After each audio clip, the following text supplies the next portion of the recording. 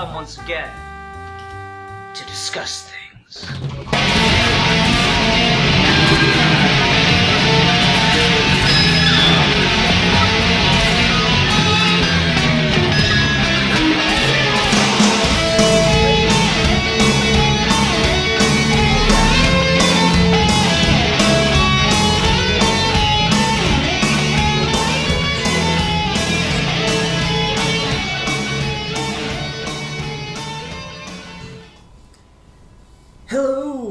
Ladies and gentlemen, welcome to another episode of Geeky Gentleman History Month, the month in which we discuss the contributions that geeky gentlemen have made to history, but that have been ignored by its educational system. I can't believe I got through the entire first week of episodes and forgot to do that, and I'm ashamed of myself.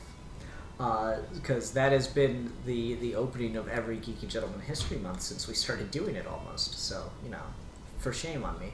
Anyway, I am Super2. Joining me today is... A Geek for Fun, and I would actually argue that due to any new people who are joining the channel, you've actually been able to do a very smart subversion by having 2 episodes without it, to now that they've learned about some history. There we go. You're always so good at justifying my bullshit. Is why they pay me $9.55 an hour. Anyway, Alfie picked our review topic today, and what did you pick, sir? Yes, I did. I picked the animated film Sword of the Stranger. Because you're a fucking... Oh, undoubtedly.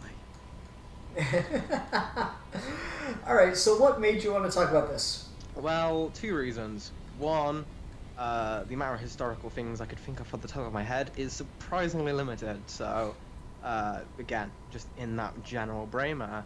But the second, more logical reason was because not a lot of people talk about this, despite it being, like, really fucking interesting. And again, for the type of film this is, it's one of those rare anime films where really anyone can kind of watch it, and you don't even need to be like an anime fan. It's like that kind of level where it's accessible, and yet you look it up on YouTube of like reviews, and not a lot of them, there's a couple, but only one of them really has that high view count, and even then, that's rare when you talk about like animated films on YouTube. So I figure why not give this a talk, and also because of another series I know you're a big fan of and its similarities to this, I was very curious to see your take on this film. Yeah, this is almost like a kind of like a Rurouni Kenshin movie in a lot of ways. Like, at first I was like, is that racist? Because I'm just, like, assuming all samurai movies are like this. But then, like, the fucker has red hair. And I was like, what? So yeah, I mean, it definitely does share a lot in common with the Kenshin kind of premise, the samurai that doesn't want to fight anymore. I think that's just kind of the tone of samurai films in a lot of ways. You know, the Westerns kind of got started off of, you know, just aping 1 or 2 Japanese films, and the Japanese films are like, oh, I mean, well, shit, I guess we could lean into that, and then see how all the samurai movies start coming out.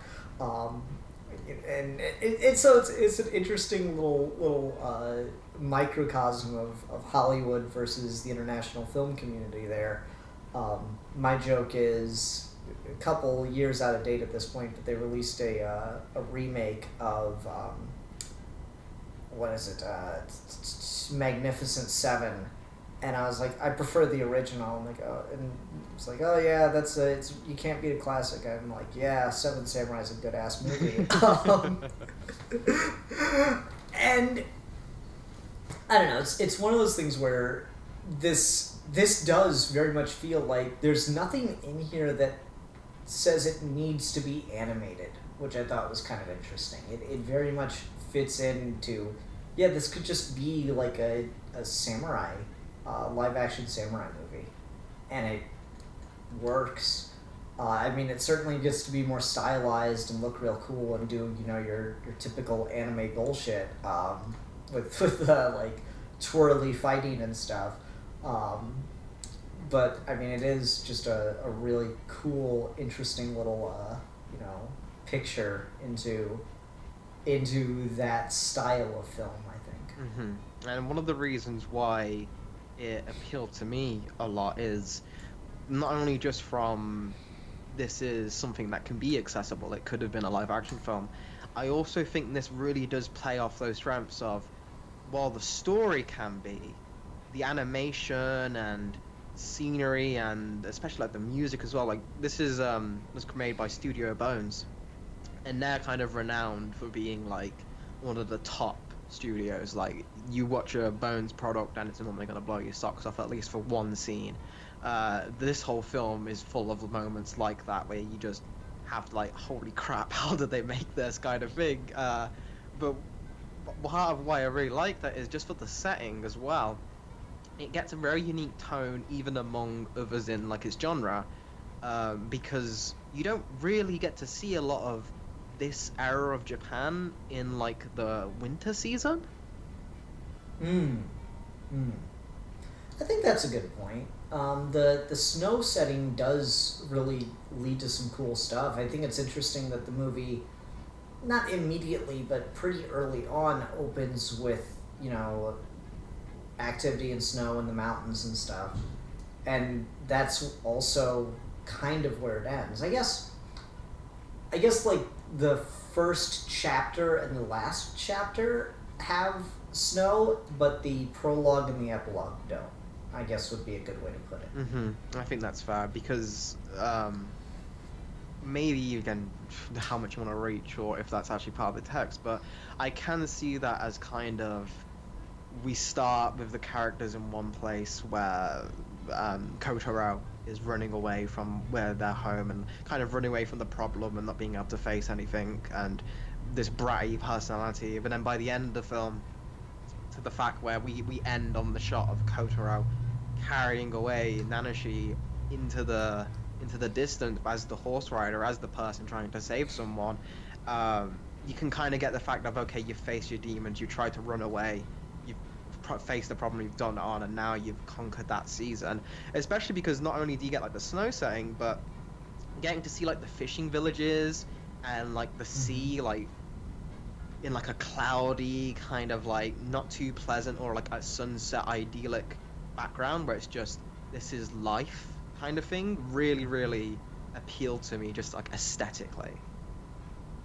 No, I could definitely see that. It's got like this what's the word I want?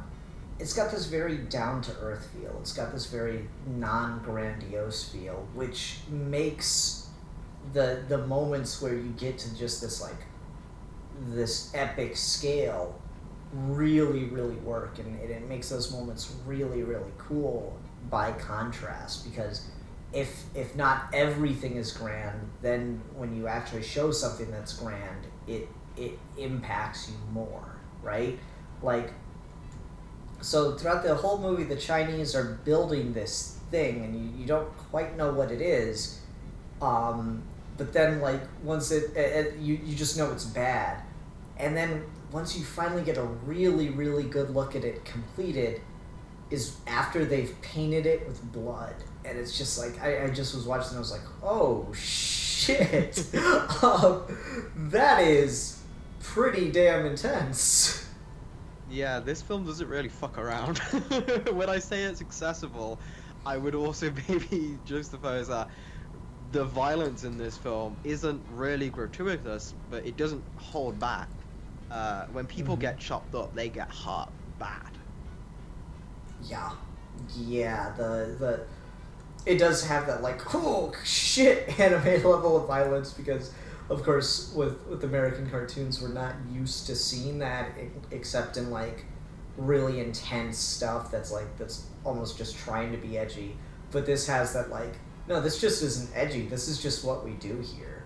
And so it just comes off with like a level of competence that's really cool.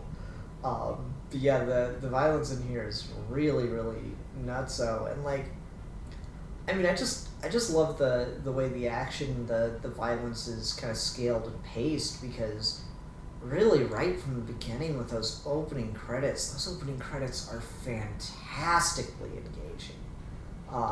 Boss, I've got one! And just like this intense music and the writing and everything, and then just instantly those guys get decimated, and you realize the kind of stakes that we're dealing with in this movie, which is cool. It's a really strong establish the threat before you even meet the person the threat's gonna chase. Yeah, yeah. So something like I don't know a ton about Japanese history. I know a little bit here and there, mostly centered around its own engagement with the West.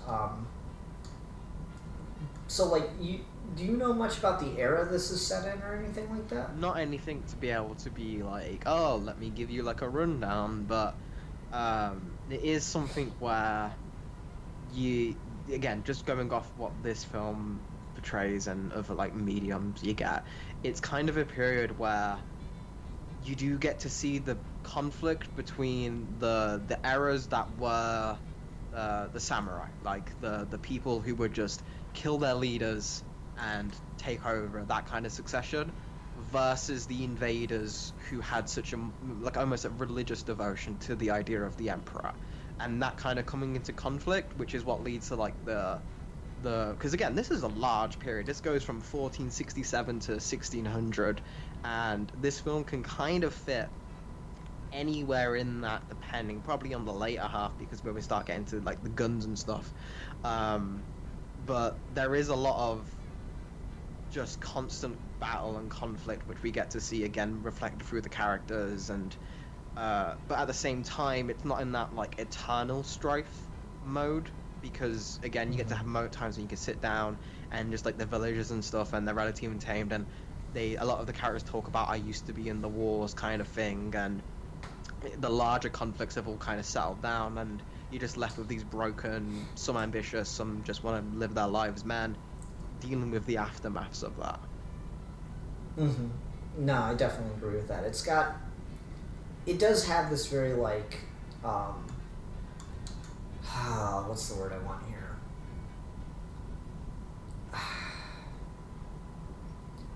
This very natural feel, this very this really good sense that this is just the way things are, and this is the way they just have been, which I think is pretty good. Like there's not like this sense of change. There's this almost like confidence that just these are the times, and I thought that was kind of a cool sense to get out of it. I guess the thing I was surprised by, and I wasn't really sure like if that fits historically, because again, mostly what I know about Japan, it revolves around their introduction to the West, and that has a lot to do with the fact that they needed to be reintroduced to the West because Japan was such an isolationist country for so long. They went literally hundreds of years not with no outside contact, but strictly limiting outside contact with the rest of the world.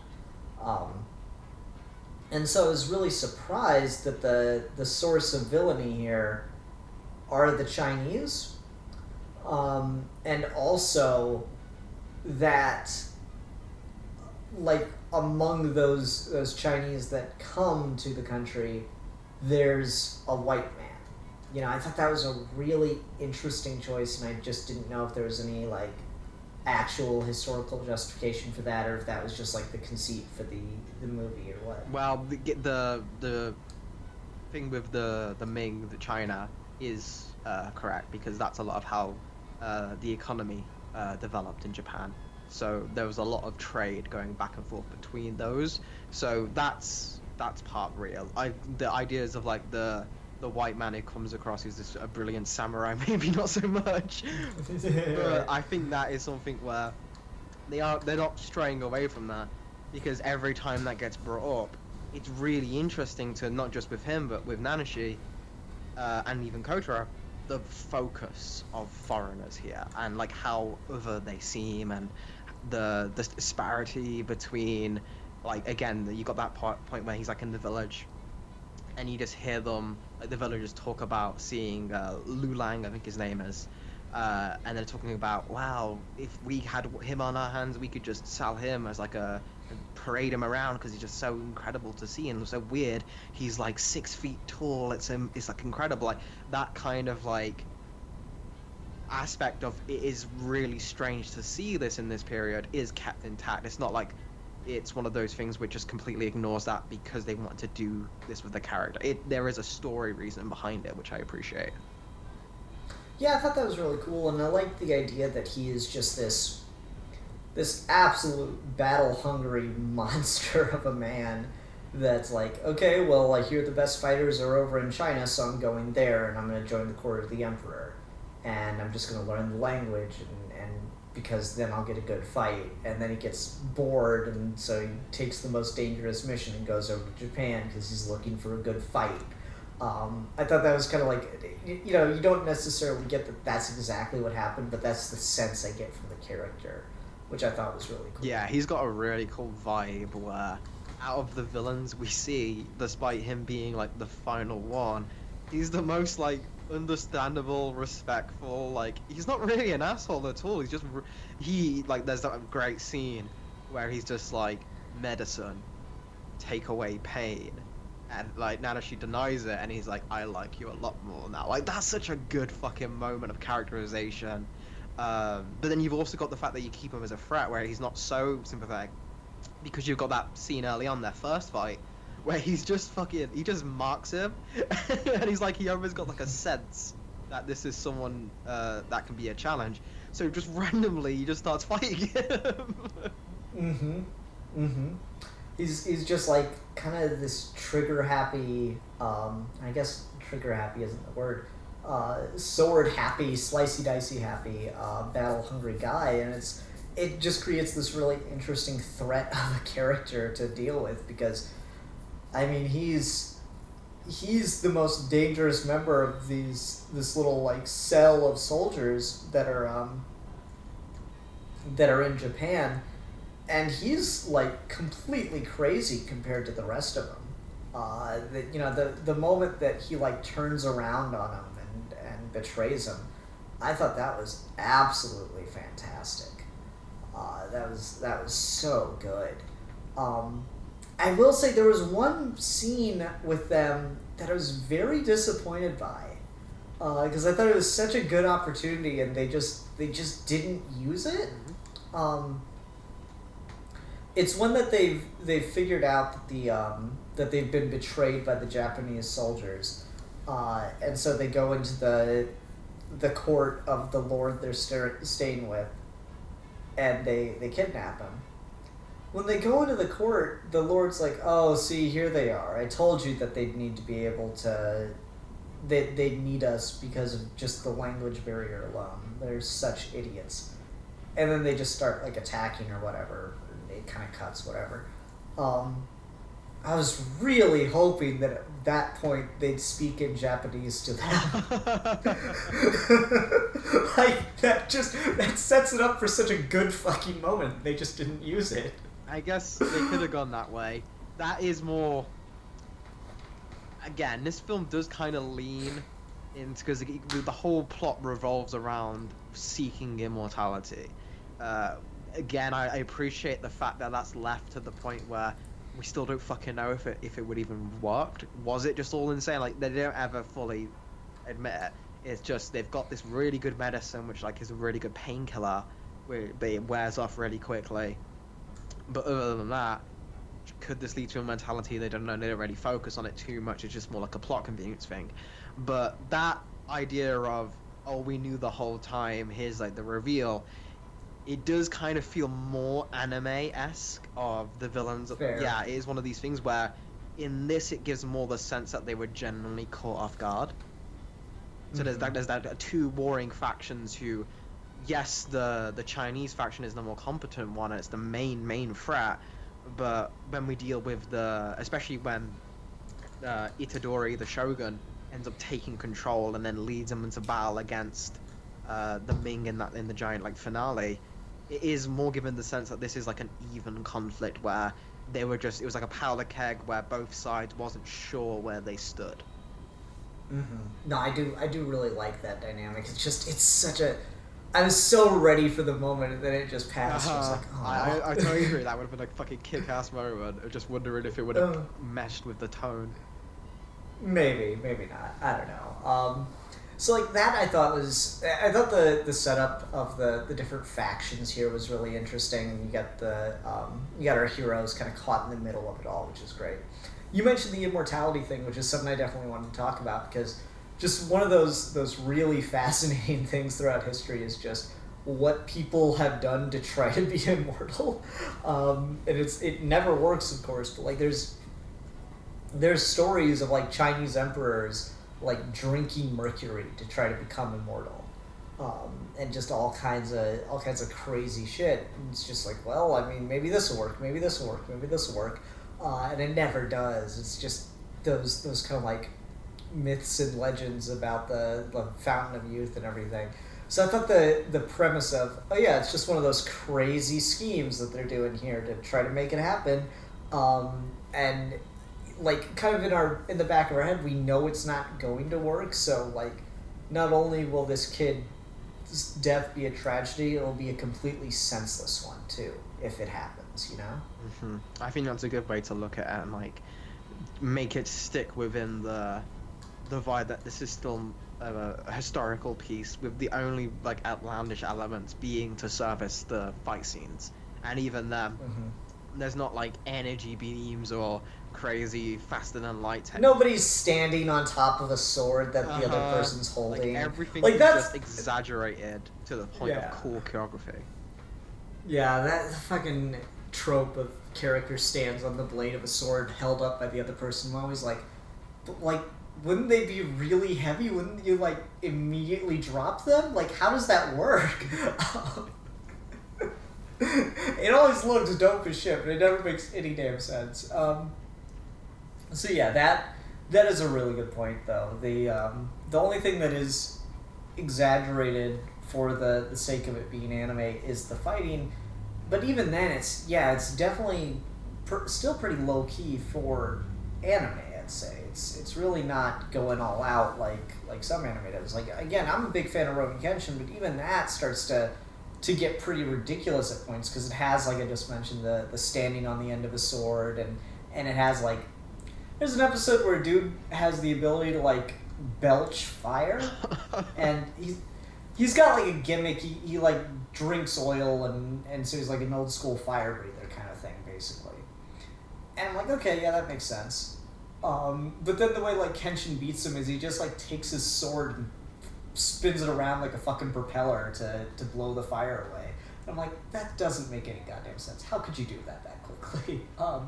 So it's like, even something like that's got, I think, more of a grounding in history, just as far as the themes and the ideas being played with in that series. Even that really leaned into the anime superpower and kind of level stuff, whereas this, it's mainly just exaggerated fighting, which I think we're used to seeing. We see exaggerated fighting in film all the time. And that's something that I think is a lot easier to accept than when it starts to get completely impossible, superhuman level of fighting. Everyone here is just ridiculously skilled, and then when you get to Nameless and Lu Lang, it's just like, then they're the ridiculously skilled ones among the elite. But it's all kept to a level where even when they're in fights, you never get the sense that something's just like a complete... No one's like tanking hits or anything. That good fight at the very beginning, with Nameless like dodging the people who come into the temple, he gets some like hits on him there. And Frank, there's a good conceit you get to have with a character like him. Yes, he's the best by far, but he handicaps himself, he nerfs himself by holding back his power, so he can't use his sword, he just fights people with the hilt. But even then, like, he gets struck on there, and then that's when you need like Toby Armour, the dog, has to like take the hit for him. So there's moments where you never believe these characters are invincible, and especially when I was watching this the first time, this being a standalone thing where you don't know where people are going to go or how's it going to end up, there is a real sense of tension in this film. No, I definitely agree with that. There is just so much going on, and like really, characters could die at any second. I'll be honest with you, man. I am shocked that dog made it all the way through the movie. I am absolutely floored that dog survived the whole movie. I'm glad it did, because otherwise I wouldn't have been able to take it. I would not have recommended Yeah. this. I would have been too emotionally distraught to watch it again. That is a good boy right there. Pupper died. Bad movie. All bad movies involve dead dogs. Old Yeller, terrible. Mar on cinema. Yeah. No, so like there are a lot of stakes. There's a lot of tension to this, and like it really does play off in some pretty compelling ass melodrama. I freaking love the scene where Nameless tells the priest how like worthless he is. I thought that was a really, really good ass scene. Or like you're ready for him to like kill the guy, but instead he just cuts off his robes. He's like, you don't deserve to wear that. That was so good. That was just fantastic, and I really like that. I like the thematic sense that has. That it's like there's no appealing to an authority greater than yourself. You're responsible for what kind of decisions you make, and I really like how Nameless gets redemption in doing that, and in putting his life on the line to an even greater degree than he already had, to save this child in order to make up for the child that he killed. I thought that was like incredibly compelling, and it's hard to try to justify a turn like that, and I don't. Part of me was thinking when they showed that scene that, man, they probably should have, like, they seeded that he did some shit earlier, but you don't see it until that moment. I was initially thinking, man, they really probably should have shown you that earlier. This feels kind of rushed in at the last second. But ultimately, the more I've thought about it, like, the more I've sat on it after watching the film, I think it's at literally the best possible place, because you get what's been motivating him to help this kid the whole time.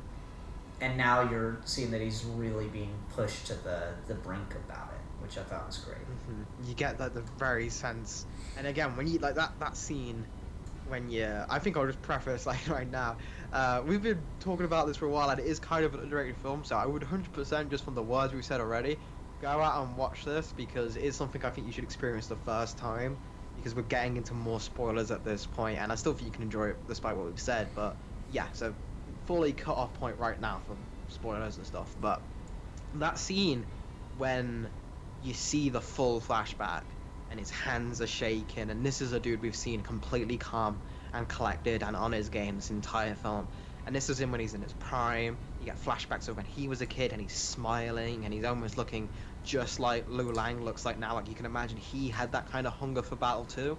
And then you get that he can't do it, and then the kid just looks up and he's like, "Kill me, you coward." I'm just like, whoa, holy shit. And he kills that kid, and you just hear the other kid just crying. You don't see that one, but then the crying just stops. I'm just like, holy fuck. Yeah, it was pretty intense, and then like it goes a step further, and then you hear another child die off screen, and it's like, god damn, that is just a lot. It was also interesting that the implication, I don't know if you ever see it happen directly, but it's strongly implied that Nameless was soldiering either with or under the commander that tries to lead the coup later in this movie. Yes, because he mentions him earlier that he was he knew someone who was the best sword wielder he'd ever seen in his life, but he quit because he got soft. He didn't appreciate the gift he got from God, and like his wife's like, well, he must have been a good man. He was like, no, he was a coward, kind of thing. So it's strongly implied, that was the person he was serving under, and then he just left because, justifiably so, he just had enough at that point, and he crossed the line too far. And that's why at the beginning of the film, when both Kota and Nameless are like completely fucked, and just not anywhere near the characters they'll be near the end of the film, their relationship, he's so super just like, yeah, I don't give a fuck, kid. Because he's at that point, he's like, no, I don't want any of this. I'm just done, please. But when he gets into, like, he sees that he has to, it kind of does then go to the point you've mentioned where, well, this is my making up for things. I'll just take him to, but it's like a half-hearted kind of this. I'll just take him to where he needs to go and I'll be done. Then it'll make me feel a little bit better. But when he makes the vow, when he's fully like trapped under the rubble and he's just holding onto his sword and like the droplet of snow goes onto him and he's fully got over it, it's just like, okay, I'm gonna die for this kid to make sure, like, it's not even just making up for my past deeds, it's just this whole system of eternal loyalty above your own morals is completely fucked. Which, again, you could probably get a bit of historical context for that. I'm sure many... that's why the whole Ronin thing exists, right? The samurai without a master. The things people are expected to do in service of their emperor or their leaders or just anything as part of, like, the samurai code, some of it was moral, but a lot of that thing is just so fucked up, and you can't even imagine the effect that would have on the people who did it. So this kind of bringing up a commentary, yeah, to be like against that authority and against even religion or higher power is like, you can't blame someone else for your choices. Like the old trope of, the Nazi soldiers, they were just following orders. Excuse. Mm-hmm. Yeah, no, I mean, like the moral implications of feudal society are really interesting because they're weighed against kind of an honor system, and that is definitely expanded upon even greater in Japanese feudal society compared to European feudal systems. But like the really interesting thing that I've found about, you know, the kind of the paradox at the heart of, you know, the chivalry system of honor and stuff is the inherent contradictions wherein the only way you can like respect or admire a feudal system is if you grow up outside of it, which I've always found really fascinating. This isn't like history based, but the way the characters and the societies in it are written are clearly influenced by history. Worf in Star Trek: The Next Generation is his backstory is he's Klingon, but he was raised on Earth. He was adopted by humans and raised on Earth. But he still grows up learning about Klingon culture, and he feels this like deep connection to it and these honor bound systems and stuff. And so like he like really carries all the weight of what it means to be a good Klingon soldier with him throughout the series.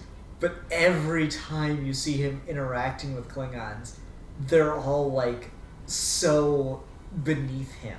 They're also like slimy, and they don't actually have any honor, and they're all just tricks, and it's just like the only way you can respect feudalism is if you grow up outside of it and actually hold it to its ideals as opposed to what it was really, which was of course another way to control people. The code of chivalry isn't to make sure that, you know, those knighted or those that become warriors for the king are good men at heart or anything. The code of chivalry is a way to try to, you know, enforce a class difference. It's a way to kind of put people in their place. It's a caste system basically.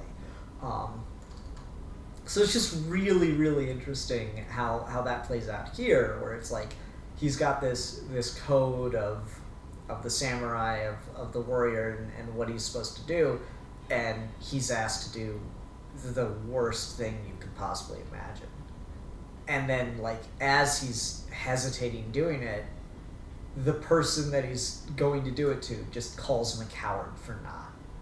Which is, like, really, really fucking interesting to me. The fact that kid... We don't know shit about that kid. Like, there's your prequel movie, right? Mm-hmm. We don't know shit about that kid. But like the way I interpreted it is that kid is asking for it because if he doesn't die at the hands of a soldier, then he's like doing his family a disservice. I thought like that was kind of the implication that I got there, because he's clearly of some kind of nobility. Otherwise, why bother executing him? You know. I thought that was just really, really interesting how that played.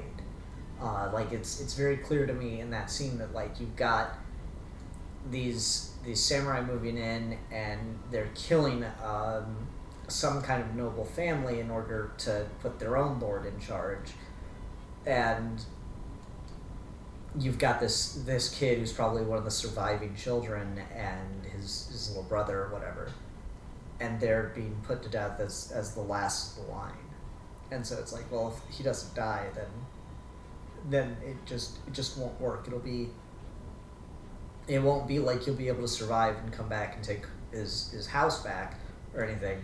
He'll just be dishonored because he wasn't worth the kill or something. I thought that was that was at least the implication I got from that scene, because it added to just the whole nature of how like completely fucked the situation was. Oh, definitely. I think it's a really good reading of it. It's only such a brief moment, but it's played so well and so ambiguously that you get a lot of information very fast without a lot of dialogue.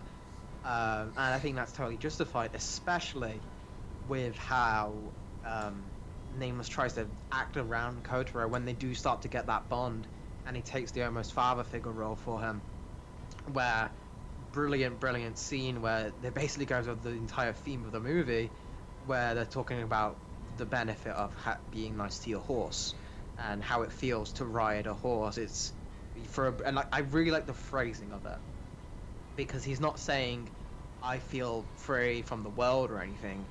You feel a little bit freer.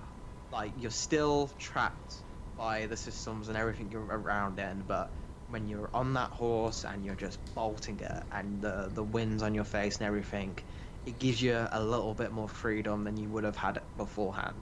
And that's just basically this whole film about, is not even, they don't, again, you mentioned it at the start, but they don't change anything.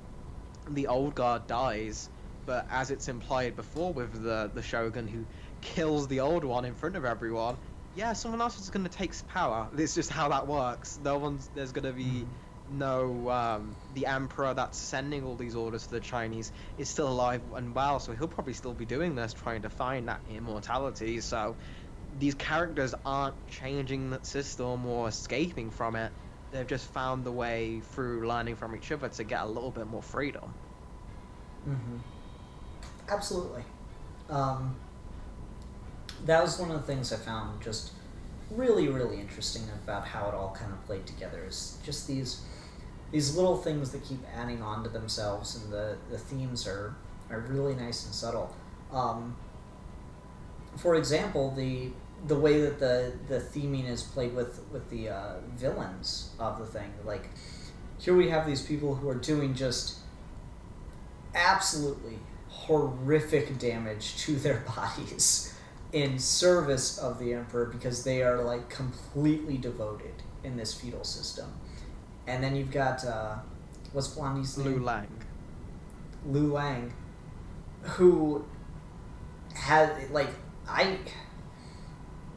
let me ask you this: when he offers the drug, right? Is it only me, or is the interpretation I got is he's the only one of that crew not on the painkillers? Yeah, that's how I got from it as well. Because they mention it earlier in the film when they're like riding. Oh. They say, "You're the only one among us who doesn't take the medicine." Oh, I didn't catch that. Yeah, it's when they're like riding through the village before he starts the fight with Nameless. They're like asking him, "Why don't you take it? Why? It will give you power and everything." And I forget the exact word in what he says, but he says it very similar to what Nameless ends up saying when he's offered it. Like, he says the pain makes me feel alive. But Lu Lang, I think, says it would make things too easy, or why do I need a handicap? I'm already the best. Like, wow, okay, they can't. I don't feel pain. Wow, no one's ever actually hit me before anyway. Yeah, yeah. That's I can't believe I missed that. That's fantastic. Because like he's got, he is the most free out of anyone in this movie because he doesn't serve the masters at all. Really, like he's like, oh, let's just fucking lie to the emperor. What does it matter? Like, oh, the work will be easier if we do it back home anyway.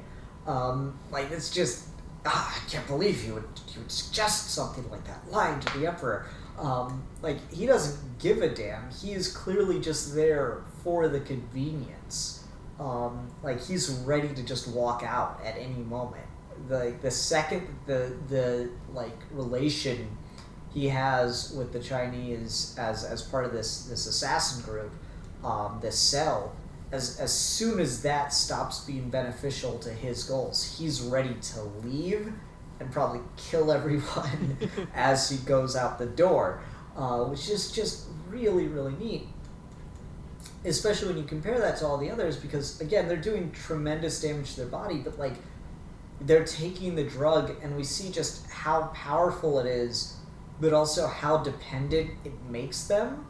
When we see like the one guy who's being tortured, and they like at first he's like completely unbreakable, and they're wondering if he's even human, and then when they crack it, when they realize that it's a drug, he is just this sniveling, like completely useless, just addict.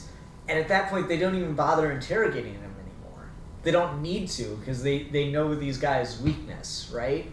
I thought that was so fucking fascinating because here's the villains of the piece have completely given up control and are willing to do literally anything, and that's manifesting in a literal physical dependence on their servitude. Mm-hmm. And that's the perfect way to phrase that as well, because you compare that when it comes to the idea of like that gal who tries to fight.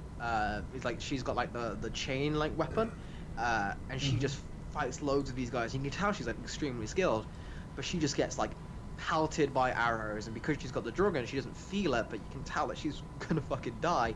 But it is one of those things where, in that sense, he's defeated later on, but it almost is like in this film your power level is dependent on how against the status quo you are. Because like Itadori, the shogun, he takes her out, and then later on he gives Lu Lang one of the better fights. He still gets beaten, but it's like not the conclusion of that doesn't happen because he gets shot.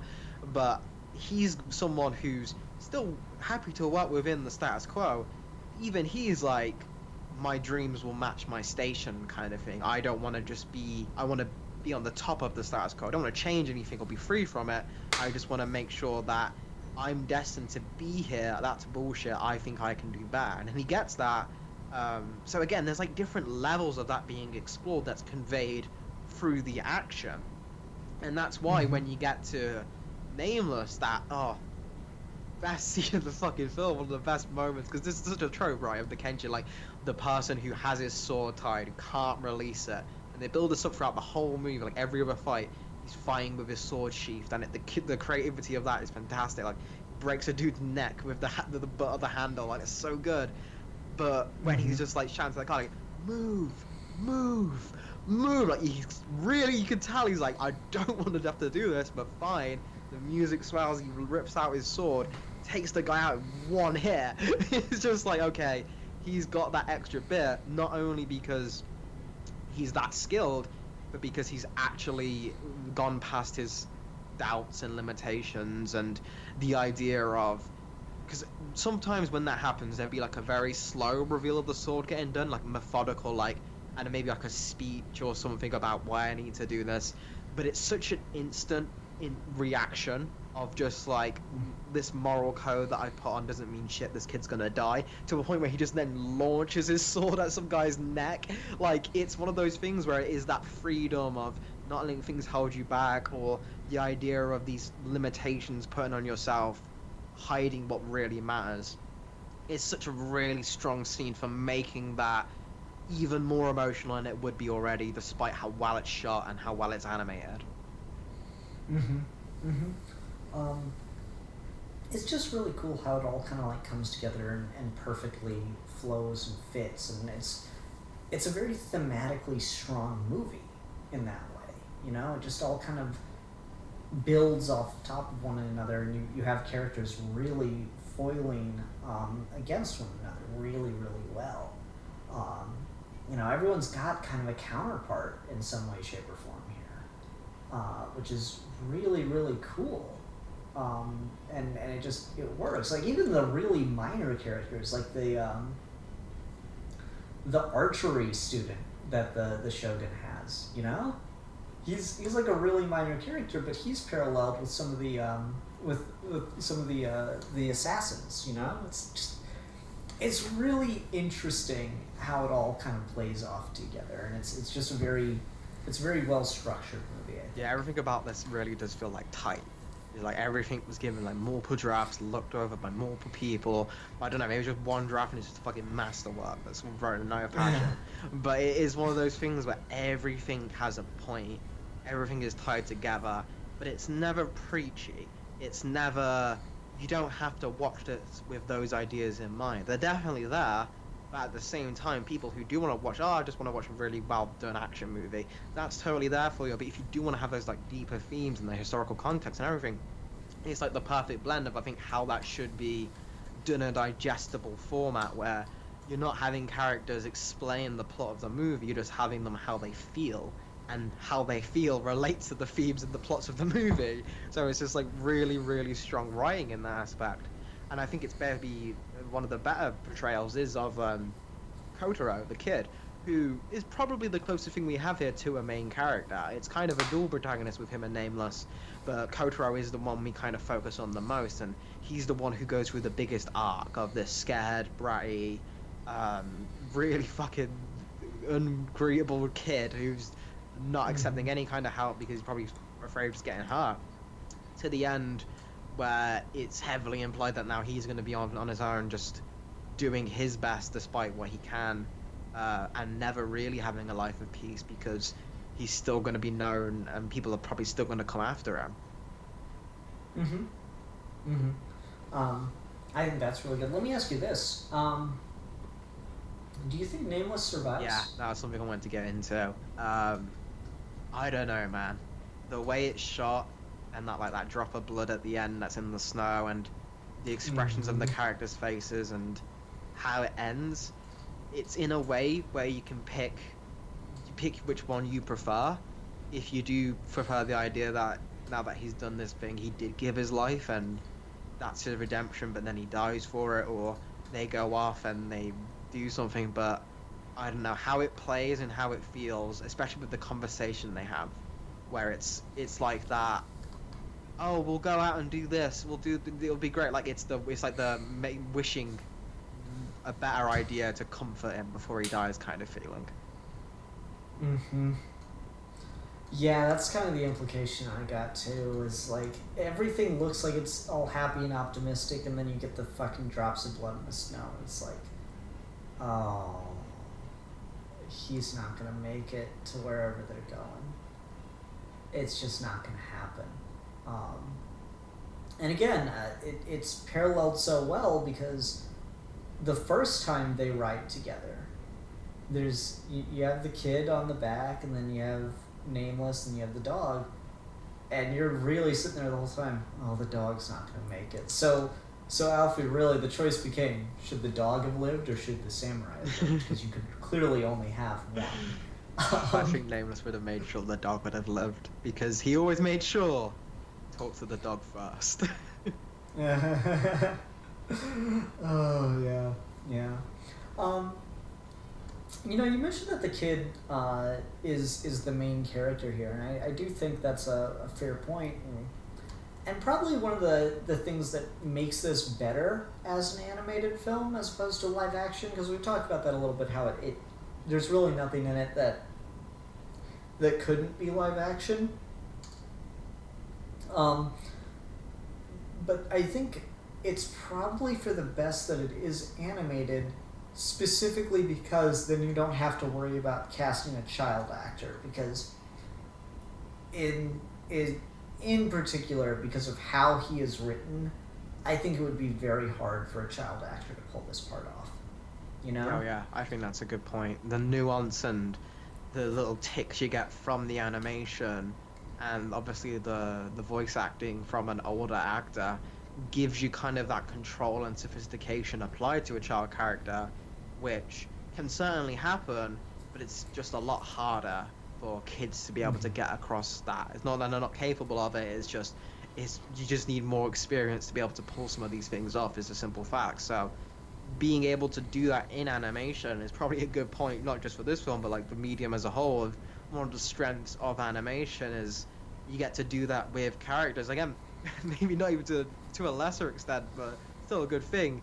Live action thing, you could have done nearly as cool things with the fucking dog in this. Like, Toby Maru's ripping out throats. Right? Like, damn, where'd the dog learn that at? Oh man. Yeah, I think that's a very good point. The way the kid just works in here, I don't know if you could have, like, even if you got a really good child actor, like, I feel like there's just something that's kind of like hardwired into our brains, maybe, that finds like bratty children just really annoying, and I think animation somehow or other kind of subverts that and lets you kind of look past it. I don't know. Because, like, there have been child performances where, like, I thought they were just doing fine, but I think people are just, like, kind of programmed to be annoyed by child actors half the time. I don't know. It's one of those things where in animation you can make something that would seem like pouty or bratty, like cute or like charming, because you can exaggerate the eyes and the cheeks and all of that to make something come across in a way where in real life it might not have come across as well. I think the same applies to, like, Nameless as well. You can get his kind of cool, sullen vibe in a way where he doesn't come off as uncaring, or that's all there is to him. You very much get it's a mask to hide how much pain he has, and that could certainly be pulled by an actor, but I think it's easier in animation where you can have a simplified art style where you can cast his entire face in shadow when he's got like the hat on, and when he's just asleep and he's having his nightmares, you can have his expression change like wildly when he wakes up. It's one of those things where the exaggeration of the medium, despite this film being relatively close to the model sheets, like none of this is super exaggerated or really like weird angles. Everything is very tight and very the same thing throughout. Like, you can pause frames with the fight scenes of this and they all look like wallpapers. It's just fantastic. But there are tricks used here where little bits of exaggeration you couldn't quite get in live action enhance the emotion of the characters. I think another part of that is in the fight itself. In the absolutely mind-blowingly good final fight, when we get those close-ups on how much Rulag is enjoying himself and his eyes are bulged out and he's got the biggest smile in the world. He gets that little cut on his temple and he just like is almost like high off it because he's like, yes. He's like an evil kind of fucking Goku. Like, the guy is completely out of his mind in that element, but he's never happier. And you could do that with a real actor, but I think it'd be harder to make it portray as cool and not just like scary. Yeah, no, I think that's a good point. Like, God, there's some great scenes of him in that final fight. Like, when the fucking snow gust just comes up and like surrounds him, and then you just get like one frame of his grinning face just in the rush of him running. There's just like this quick frame of his face. It's like, whoa. Yeah, that whole sequence is just great. We haven't talked much about the action itself, just to say that it is really cool. Did you have a favorite action scene, or is it just the final fight? Final fight is my favorite, just because it's the one that all builds to, and it's just so even. No one's really dominating, and there's definitely enjoyment to be had with one-sided fights for sure. But I always do get more from a back and forth, and two people with like it's the most interesting setting because on the snow and like they're slipping around and like Nameless is trying to get to like the low ground and stuff, but he's like this guy just won't stop coming at him, and then there's a detail I really don't know if you picked up on this, but they swap swords halfway through that fight. Like, that's just insane, the level of care and detail they put into that. And like the ending of course, where if you do go off on the opinion that he dies, it's a draw. Just the little bit of the artifact that he got given by Kotaro, it gave him like just a shallower wound, so he could have lived a little bit longer than just dying instantly. But you can make the argument that they both were just the best, and so the only way that fight was going to end was in a draw. So yeah, actually, I'll do the anime commenter fight thing here. It's like, well, actually, Nameless is at a huge drain because of this, because he ran like 6 miles beforehand, and then he had two other fights.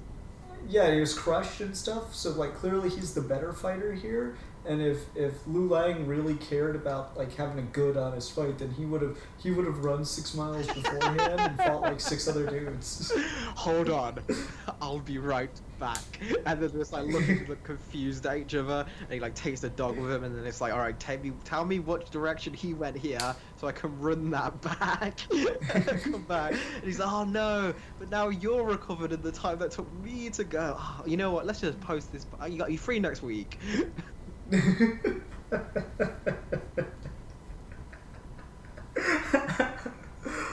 No joke though, running fucking miles in the snow. It's like it just starts snowing, but by the time he's getting to the castle, he's like, you know, knee deep in snow as he's running. It's kind of ridiculous. He is exhausted. I don't know how he has the energy to even like lift a sword after that. Damn. It is one of those things where I think it has to be intentional, but despite how much hype he gets, it almost like leaves you to the point of, yeah, look how good he is when he finally uses his sword, but that's still nothing compared to what he would have been if he was like well rested and in his prime and stuff. So the fact that we never see that makes it cooler in a way, because it's like that unimaginable level of skill. No, definitely. So let me ask you this: what the fuck's up with the what are your thoughts on Nameless being like a foreigner, red hair? What are your thoughts on that whole thing? Well, I think there's definitely something to the idea of again, the foreigner being brought in as just a weapon. It's definitely a parallel to Lu Lang's own different hair color that makes him stand out, and he can't ever pass for normal. And the fact that Nameless actually has to find a way to try and pass rather than being himself is kind of another like nice little detail of that freedom he's searching for. He's like, he can't even have his own hair color. Yeah, I guess so. I don't know, I thought that was like the weirdest part of it, because it didn't... That's the one where I feel like it paralleled the least, it had the least going on, and it kind of creates this weird like white savior thing within the context of its own within the context of its own culture. Of course, the Japanese aren't as culture conscious as we are, for better or worse. So I don't know what that point. That was the thing that I thought fit the least, and I wasn't sure if I just wasn't getting something. I think it depends on that aspect. If you wanna, how anime you wanna give it with the hair color. Because does the hair color mean he's actually from European descent, or is it purely just an anime? My hair's different, but I'm from like a different. Because they call him a barbarian, but that doesn't necessarily imply where he's exactly from. Do they call him a barbarian? I thought that was just Lu Lang that gets No, he gets called a barbarian as well. I think he talks about it himself when he's explaining why he dyes his hair. Is he says that when he lists off the names he's given, one of them's like, they call me a barbarian. Okay. I don't know. It's a really odd thing. I guess. Like, I'd be tempted to just give it, it's just anime, but the fact that they make a big deal out of the fact that he's dyeing it, and they make a big deal out of, foreigner, and the foreigners being such a big concept to come to the heart of this thing. I don't know. It feels like it's the least delivered on thing to me. I can respect that. Especially since like we don't really get an answer on if he is a foreigner or if he does just happen to have red hair or what's going on. Yeah, because like his whole backstory is that he was just found, and he doesn't know where he's from, and no one will ever know what he's from. Mm-hmm. And like it's really, again, it's almost like a Chekhov's gun kind of situation that doesn't get paid off, because like when he's, you know, oh, my hair will stay black for the next 10 days, you're kind of almost expecting, oh, so is his hair gonna like change in the middle of battle, and then, you know, Lu Lang's gonna go, oh, brother, or some shit. I don't know. Obviously, I don't want that, but like it feels like it's set up for something that doesn't happen. I think like that maybe the biggest thing is, again, the film's Sword of the Stranger. The whole idea of this is someone who doesn't have any home. They don't even. He doesn't even have, despite everyone else holding their nationality so close and so tight and following their emperor and all these things from these warring countries and all this thing, he doesn't even know which side he belongs on or who to fight for. And I think all of that, you're right, it isn't maybe given the focus it should be, but I'd maybe chalk it up to, just in my reading of, it's just a small character detail that further emphasizes how lost he is. Like, again, he doesn't even have a name. He doesn't have a place. I think maybe if they did just say, oh, he's Japanese or oh, he's Chinese, it maybe would have given even more of a, oh, well, at least he's got some grounding. This is just someone who has nothing, and yet he's found a way to carve himself and like build a mini family. I think you can maybe argue. I think that's a fair point. You know, maybe getting an answer would have undercut the themes more than just not getting one. Maybe it's not his blood in the end. Maybe it's his hair dye seeping out, and it's just mixing with the natural color of his hair. There we go. That's the new headcanon if you want the happy ending. Oh man. All right. Well, I mean, we can go for a couple more minutes if you want to. If you got anything else you can think to bring up, but I'm good to go on to ratings if you are. Yeah, let's do that then. I think we've said enough just to review the thing overall, and for anyone who's stuck around this long and still hasn't seen it, just we'd at that point we'd just be picking apart like fight scenes and key moments. So definitely just at this point go watch it for yourself. Yeah, definitely. Why don't you go first? I'm curious where you're landing on this one. So this is something that, again, this is the second time I've watched it, and being able to talk about it and refreshing it is something I really, really enjoy. It's one of those things that I can definitely see myself just recommending without any caveats to people, apart from like the violence. But it's one of those things, like, I think anyone can sit down and watch it and appreciate it, and depending on who you are and what your sensibilities are, you might get more from it, or it might appeal to different people. It's one of those films that transcend loads of boundaries, and I think it's like a modern classic. So I'm going to give it a 5 out of 5. 5 out of 5 good boy puppers. Okay. For me, I did really enjoy it. I wasn't sure what to expect. I was like, god damn it, Alfie with his weed bullshit is coming in here. It's not even gonna have anything to do with history. But no, it does. It's got like some really cool themes in the sense of history and some context to base itself in. So I was really impressed by this. I'm gonna go ahead and give it a 5 out of 5 fucking meth-fueled assassins. Because that's what it felt like. It felt like fucking meth that they were on or some shit. Right.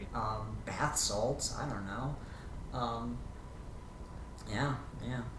Alright, everyone, next week we'll be back. I somehow forgot that I'd have to come up with a topic discussion, so I'll come up with that some other time. You'll find out next week. Until then, I know, right?